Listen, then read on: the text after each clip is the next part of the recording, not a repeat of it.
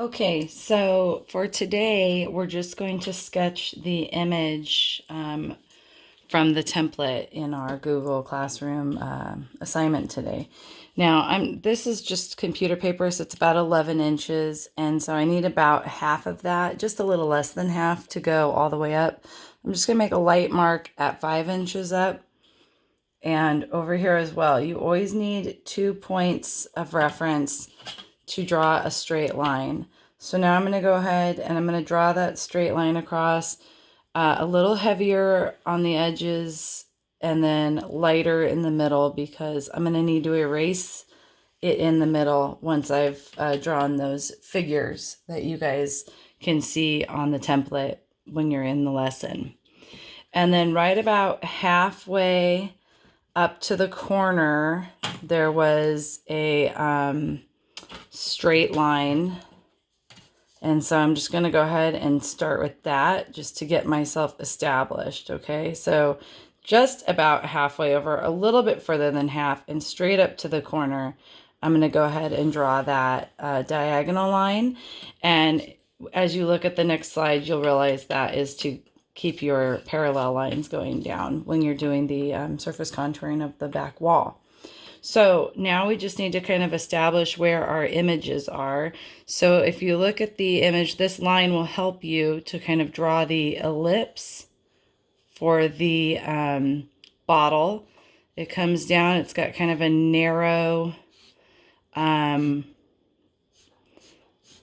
top or pore area, and just a little bit past our horizon line. And I'm just kind of sketching, and then I'm going to clean it up.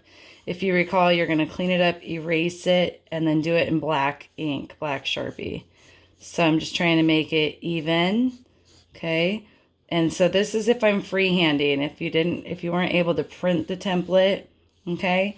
And so again, I'll go back up later and I'm going to go like this and kind of clean it up. Now there's a bowl that comes down right here as well, and my and there's an ellipse. Sorry, my tripod is a little bit in my way, so I apologize. Coming just below that, I can see the ellipse continues. So I'm going to go ahead and pull the ellipse just below that line there. Okay, so I'm getting my ellipse here. Okay. And then again, that kind of pulled down from the bowl. I'm going to clean that up a little bit. Again, all this will get cleaned up before I do the Sharpie and then before I start putting all the surface contour lines on it. Now, right next to this is a box. So I'm going to go ahead and establish that line. And then coming on an angle down is the edge of the box. And then these lines have to be parallel. They have to be parallel. They have to run exactly the same distance apart or it won't be a box.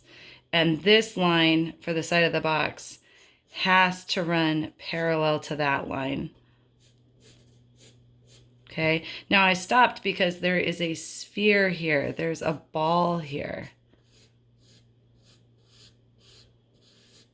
And again, my tripod's a little bit in the way. Okay. It's kind of a lot in the way, sorry. So I'm going to clean that up until it looks like a ball. These are called construction lines. I'm making several of them until I see the shape I want. And then I will go ahead and just kind of clean that area up.